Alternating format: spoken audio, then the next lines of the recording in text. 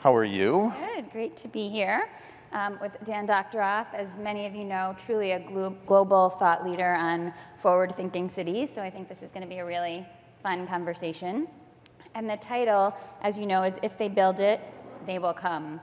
And so let's start with the first part of that if we build it. I think that a lot of people think about the build as the technology, and I think as we know, working with cities, the challenge is so much deeper than that. It's sort of how do you define a problem? How do you think about really measuring and tracking progress against that? How do you build capacity in city government to innovate around solutions to that problem? And then certainly technology is part of that. So I'd love to just hear a little bit about your vision of what is the kind of city we aspire to build. Well, let me give a little bit of context. So Sidewalk Labs is an alphabet company. I formed it with Larry Page 3 years ago, and our mission is to build a city, right? Really build a district that can serve as a model for kind of the urban future. And that really what that means is sort of integrating in a way that's never actually been successfully done because it's hard. Sort of cutting edge technology with great urban design and doing it across virtually every urban system. So mobility, infrastructure, sustainability, building innovation itself, the public realm, and then even community and social programs. And so this is like a 50-sided Rubik's Cube in a way. And we're doing it on a piece of land in Toronto that is sort of a relic of a kind of lost industrial opportunity in partnership with the government itself. So you layer on all of those different aspects, and it's kind of unprecedented and unprecedentedly difficult. But we're making lots of good progress. So what is it? And you know, people tend to focus a lot on the technology.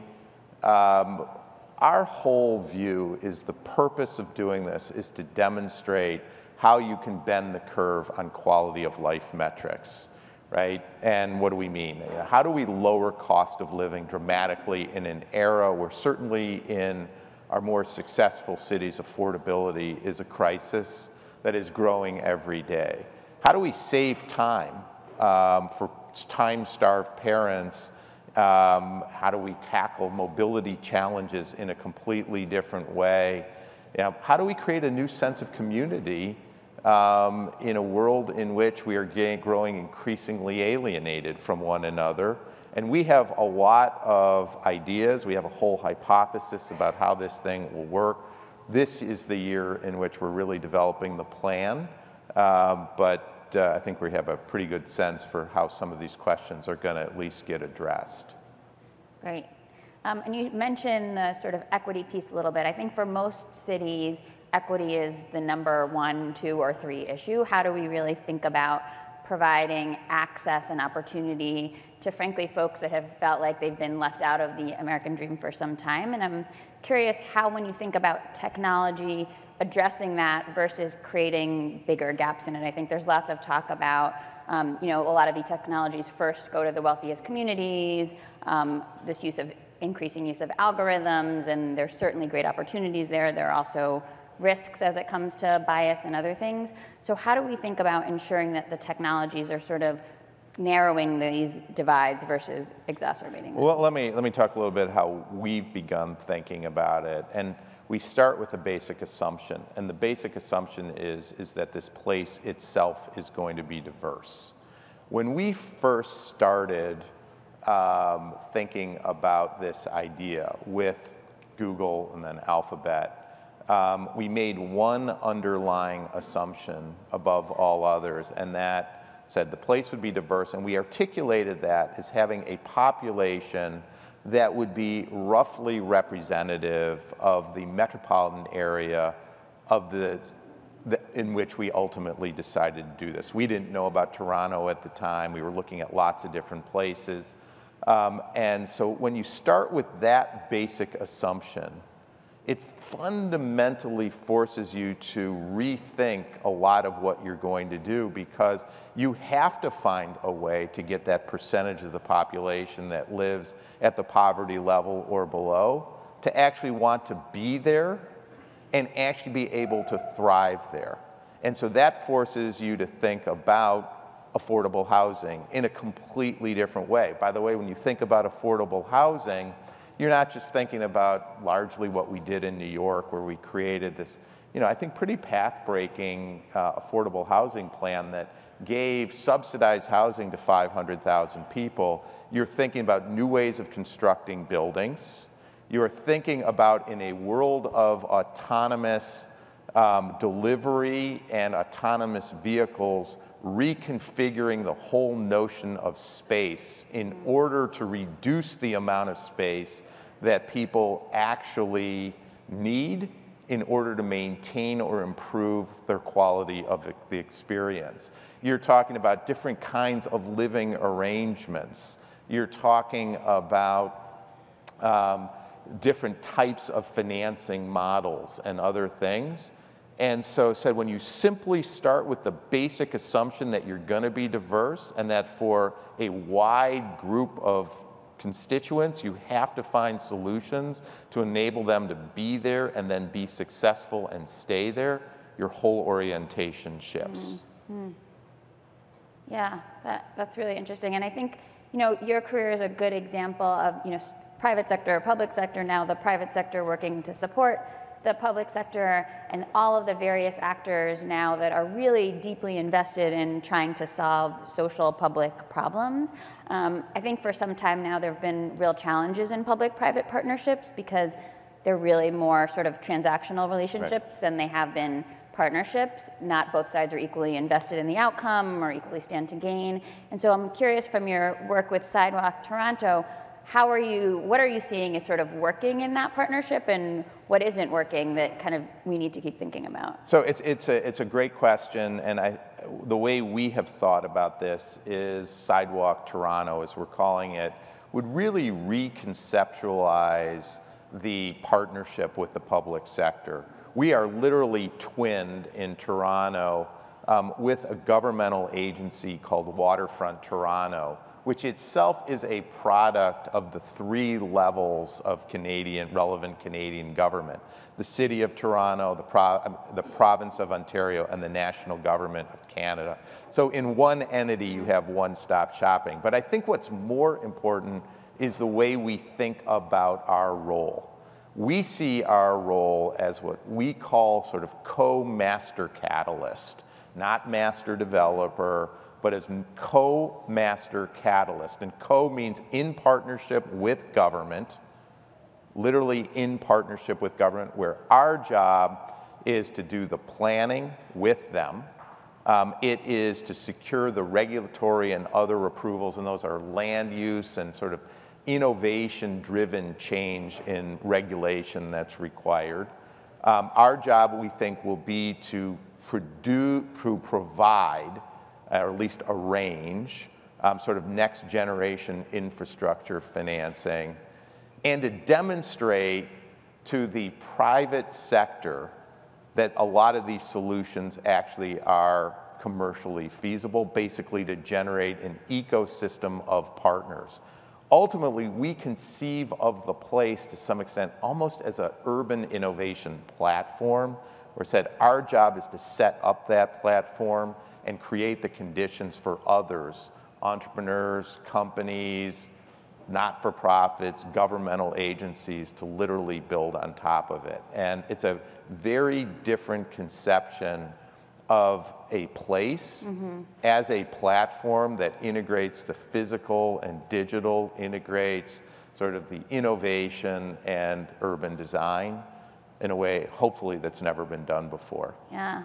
And we were talking a minute ago about sort of learnings in cities and how we can do a better job of having cities learn both from other cities, but also, frankly, from the private sector. How are you thinking about the sort of learning agenda for cities around Canada or around the US as you're building this? Is there a way to engage them in that? I think there absolutely is. In fact, one of the key objectives we have for this is that it be replicable.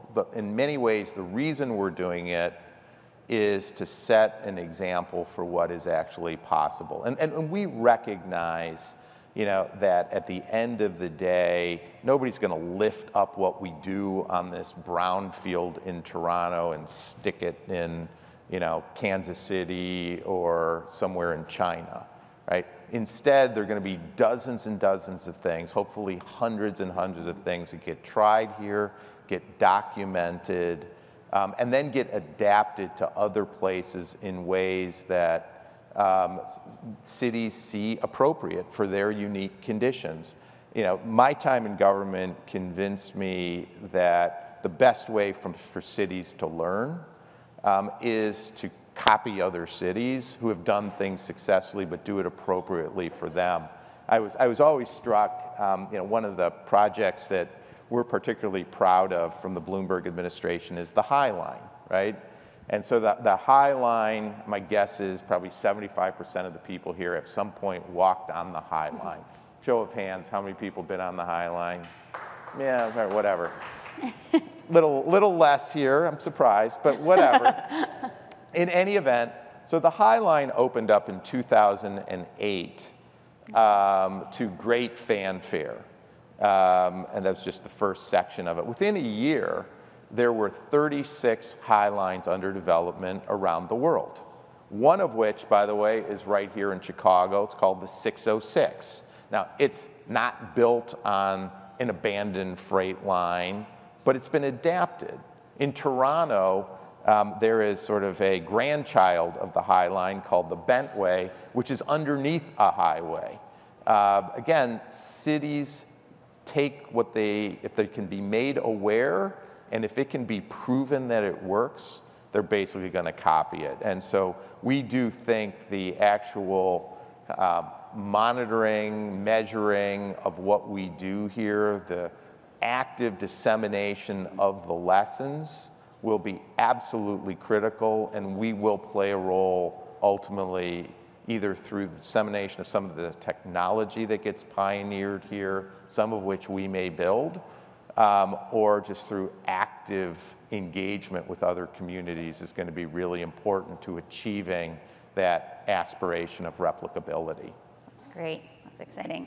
Let's talk about privacy for a minute. I think there's lots of questions. I think sometimes people have more concerns when the government has their data than they do when private companies have data. But I think in general, there are lots of questions now as we, both the private and public sector, increasingly track what residents do, where they go. How do we ensure privacy of that? And I'm curious, both in the Sidewalk Toronto work, how you're thinking about that, and what lessons that might have for sort of other actors out there thinking about this. Well, the first thing we have to recognize is that this issue of kind of data in public spaces or the use of personally identifiable information, even for civic purposes, it's kind of the Wild West out there today. And there are no good models for managing that effectively. So it's just important to think about that as a backdrop for certainly what we're going to do and the larger discussion that'll take place. We think that what's going to be required to do what we want to do, privacy and data protection are absolutely foundational, and that we are going to have to establish a new standard, and it will be something that is completely different than what people assume or fear would come from a company whose sister company is Google, right, or whose parent is Alphabet. So, we have, part of our business model is not to actually generate profitability from data, right? Data, we have said very publicly, will only be used to improve quality of life. Mm-hmm. We don't feel strongly about actually owning the data. In fact, we think there will be new models for ownership and then use of that data itself that will not leave it simply vested in a private company. It may be some sort of hybrid entity like a trust. the policies themselves will be developed with intense public engagement. The notion of privacy by design, in which privacy is literally built into the foundation of the place and the products that get deployed, is a core element of our approach. And so you will see over the course of this year, as we get more and more specific about these, that hopefully we will set as a result of a very lively public debate, an entirely new approach that hopefully can be copied by others going forward. And we think that is one of the benefits of doing what we're doing, is to be able to have those debates and thrash out solutions that ultimately can be deployed in other places. Yeah, well, it's going to be really exciting, I think, to follow and see what plays out in Toronto. As you think about, sitting here 5 years from now on this stage talking about the work of cities, what 3 changes are you sort of most excited about seeing in cities around the world? Well, I think the one change that will have the most profound impact on cities will be the rise of the self-driving car. 5 years from now, we will begin to see the self-driving car deployed, not like it's going to take over entire cities, but it will be deployed in strategic ways. Some of it might be, sort of for Uber-like services. Some of it might be exclusive lanes. So there'll be lots of different applications for it. In our place, what our expectation is, and we have to recognize that it is, only at full scale an 800-acre site, we would only permit, other than emergency or specialty vehicles, self-driving cars. But what's so interesting about that is when you begin to do that, you have to rethink the whole notion of space in an urban environment. And that can be an enormous advantage. We know that in a typical North American city, 30 to 40% of space in a city is taken up by parking and by the roads, which often need to be separated because cars and trucks, et cetera, are dangerous.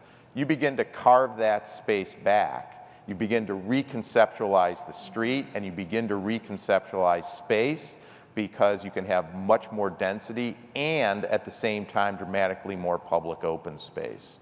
No one has yet done sort of what is the street of the future in which there are self-driving cars actually look like. In a way, we think what's going to happen, and this will happen over time and generations in existing places, but that you're going to view the era of the car and the impacts that it had on our cities as almost an anomalous period. And therefore, it's almost like going back to the future, and that the way we conceptualize this place is almost as a 21st century urban village. So that's the thing that will have the single biggest impact by far.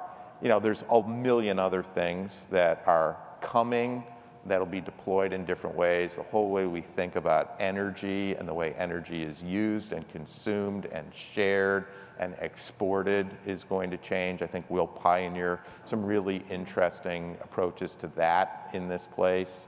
I think the whole notion of the public realm itself is going to change. The retail environment itself is dramatically going to shift over time. So stay tuned, but there's a lot. Yeah, you sound very optimistic, though.